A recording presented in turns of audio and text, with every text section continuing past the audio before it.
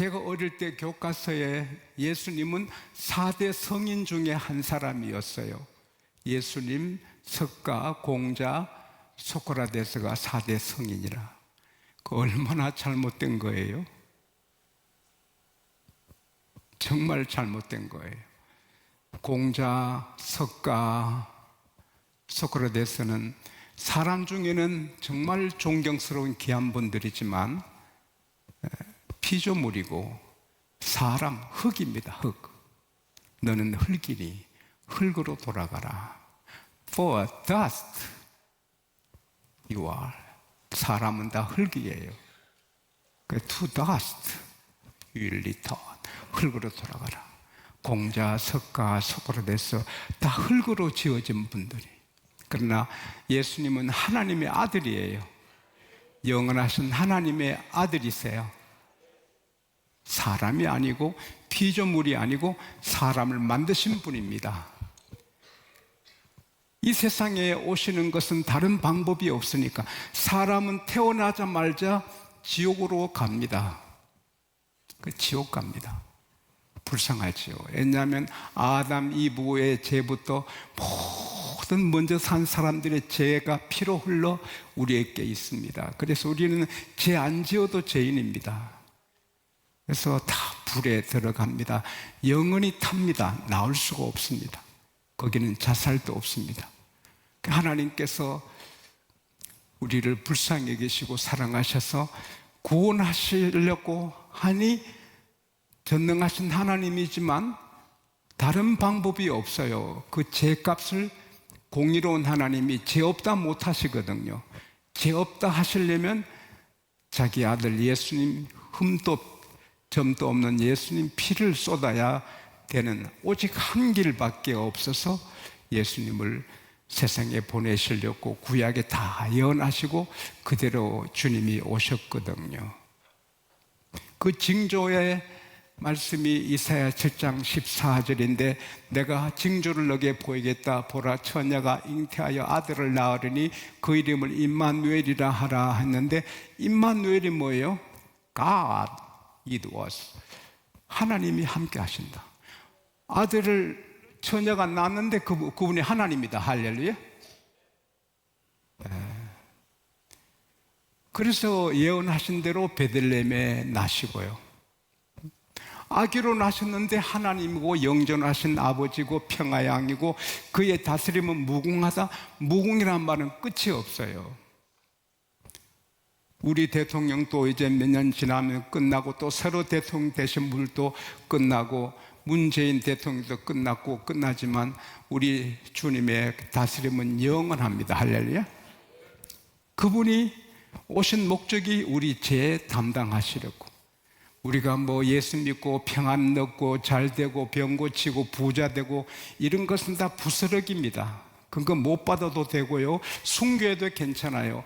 예수 믿어 구원받는 게 최고입니다. 구원이 죄에서 벗어나는 건데 사람의 노력으로는 안 되거든요. 시편 49편 8절 9절에 보면은 그 누구도 자기 형제를 구원할 수 없다. 그를 속량하는 돈을 하나님께 지불할 자가 없다. 그 생명을 속량하는 값이 너무나 엄청나서 영원히 마련하지 못한다.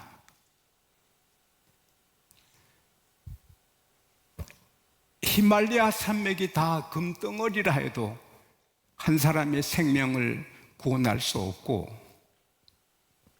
한라산이 다 한 개 다이아몬드라 해도 한 사람의 죄값을 청산할 수 없어요. 이 세상의 은행에 돈을 다 모아도 한 사람의 죄값을 지울 수가 없어요. 오직 예수의 피밖에 없어요. 할렐루야. 그래서 세례 요한이 예수님을 보시자마자 감격해서 보라, 세상 죄를 지고 가는 하나님의 어린 양이로다. 감격했어요. 그대로 주님은 여러분과 저의 온 세상 사람의 죄를 지시고 십자가에 달려 피 흘리시고 이제 마지막 순간에 다 이루었다. It is finished. 다 이루었다 하시고 고개를 떨구시고 영원히 떠나시는 거예요. 다 이루셨다는 것은 우리 죄의 95%, 99%를 이루었다가 아니고 100% 이루었다. 할렐루야. 이거 믿어주시면 죄가 100% 없어진 겁니다. 믿어주시면 아멘 하십시다. 아멘 하십시다. 우리 죄가 없어졌습니다. 왜? 우리는 더럽고 추하고 음란하고 부끄러운 죄 가득한데 주님이 피로 죄값을 치러버리셨습니다. 그리고 아리마대 요셉 그리고 니고데모가 힘을 합해서 예수님을 새무덤에 장례를 치렀어요. 좋은 일, 교회가 막 잘되고 이럴 때 교회 일하는 것도 중요하지만 교회가 어렵고 힘들 때 그때 적극 나와서 교회를 세우는 자가 복이 있습니다. LA 한 교회는 시험에 들어서 교회가 문을 닫게 됐습니다. 근데 여전도의 회원 몇 사람이 매일 교회에 나와서 울었습니다. 하나님께서 그 교회를 다시 일으켜 주셨습니다. 온 세상 사람들이 눈총을 주고 그 예수님의 시신을 장례하면 무슨 불이익을 당할지 모르는데 아리마대 요셉, 니고데모는 했습니다. 그리고 3일 만에 예수님은 이른 새벽 주님 부활하셨어요. 예수님이 말씀하셨어요. 내가 죄인들에게 넘겨져서 십자가 지고 죽지만 제3일에 일어난다. 할렐루야. 주님은 부활하셨습니다. 무덤을 지키고 무덤 문을 바위로 닫고 인봉해도 소용없습니다. 80억 인구가 아무리 태양은 못 떠, 내일 아침에 태양은 뜨지 마 해도 태양은 뜹니다. 할렐루야. 예수님이 하신 일을 막을 자가 없습니다. 내가 행하리니 누가 막으리요? 아무도 막지 못합니다. 그런데 막달라 마리아, 요한나, 야고보 어머니 마리아, 다른 몇 여자들이 향품을 준비해서 예수님이 부활하신다고 그렇게 말씀했는데 믿지 않고 시신에 향품을 바르러 가는데 아유 군인들을 어떡할까, 무거운 바위문을 여자들 힘으로 어떡할까 가니까 군인들은 도망갔고 무덤 문은 벌써 열려 있습니다. 할렐루야. 쓸데없는 걱정하지 맙시다. 우리 앞길에 걱정이 많아도 주님은 다 제거해 주십니다. 내일을 염려하지 말아요. 내일 일은 내일 자기가 한다. 할렐루야. 그래서 무덤 문은 열려 있고 군인들 없고 감싸고 들어가니 예수님이 시신이 없습니다. 아이고 주님 시신이 없네 그러는데 그거 기뻐할 일인데 걱정합니다.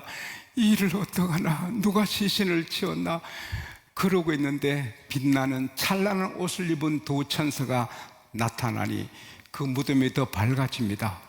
찬란한 옷을 입은 두 천사 보고는 두려워서 땅에 엎드리고 얼굴을 땅에 대고 못 일어납니다. 천사들이 말합니다. 어찌하여 살아계신 분을 죽은 자 가운데서 찾느냐? 갈릴리에서 예수님 하신 말씀을 기억하지 못하느냐? 내가 죄인의 손을 옮기고 십자가에 달려 죽지만 3일 만에 부활하리라 하신 말씀을 기억 못하느냐? 그때 이 여인들이 기억하고는 기뻐서 달려가서 11제자하고 또 많이 모여있는 그리스도인들에게 소식을 전합니다. 그러나 그들은 시군통합니다. 헛된 소리 하는구나. 예수님이 부활하셨다고? 천사들이 말했다고? 말도 안 되는 난센스, 무의미하게 듣습니다. 그러나 베드로는 달려갑니다. 확인하니 정말 예수님 시신이 없습니다. 그런데 그 중에 두 제자가 아이고 예수님도 끝나셨고 우리도 이제 끝났다, 집으로 가자. 그리고 엠마오로 내려갑니다. 엠마오로는 25일인데 정확하게 보면 11km입니다. 11km를 가면서 어깨 축 늘어뜨리고 아이고, 우리는 예수님이 이스라엘을 속량할 구세주로 믿었는데 이게 무슨 일인가?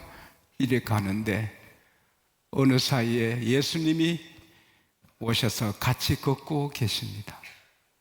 사랑하는 여러분, 힘이 없고 나는 다 안 되고 나는 희망이 없고 이렇게 힘없이 걸어가도 우리 옆에 주님이 같이 걸으십니다.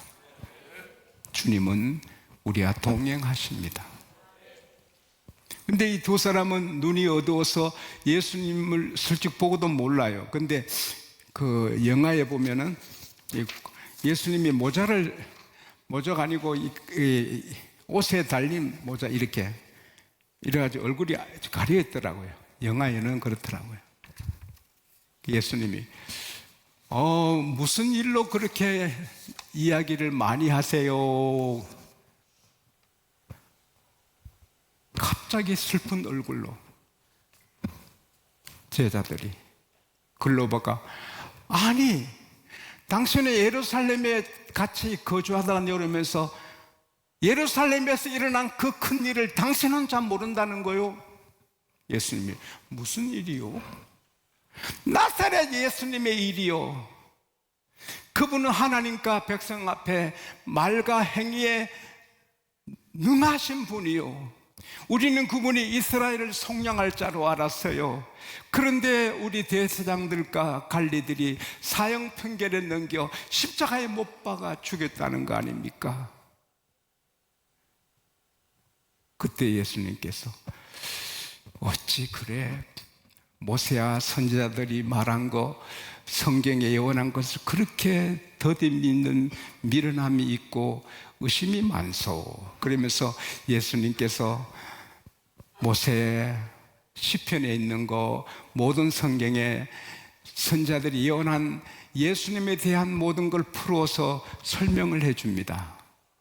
그런 사이에 25리 엠마로 왔습니다. 예수님은 더 가시려 하는데 두 제자가 우리하고 같이 묵으시죠.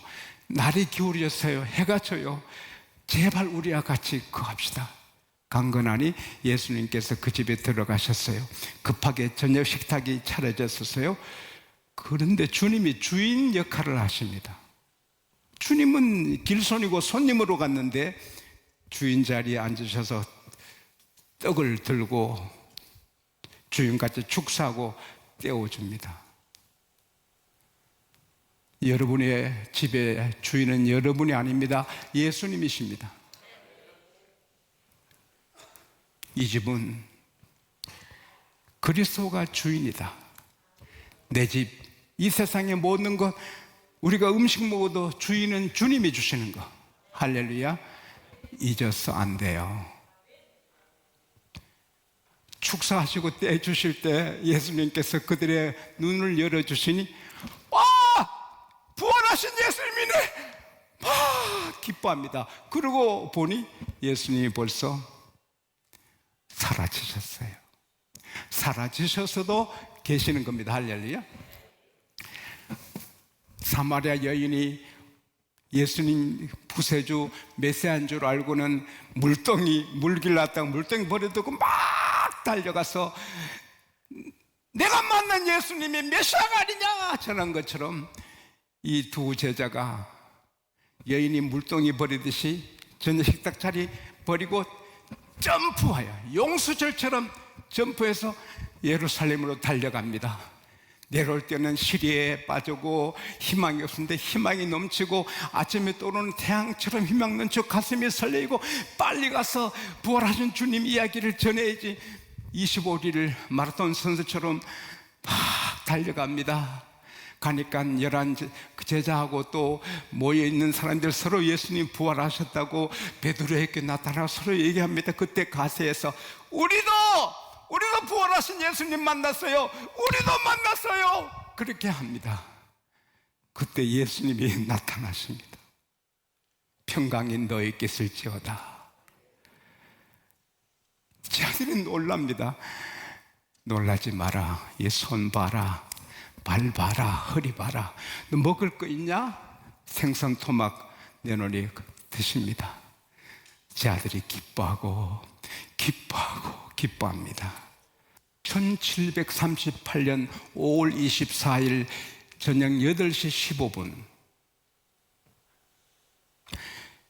교회 가기 싫은데 마지못해 한 사람이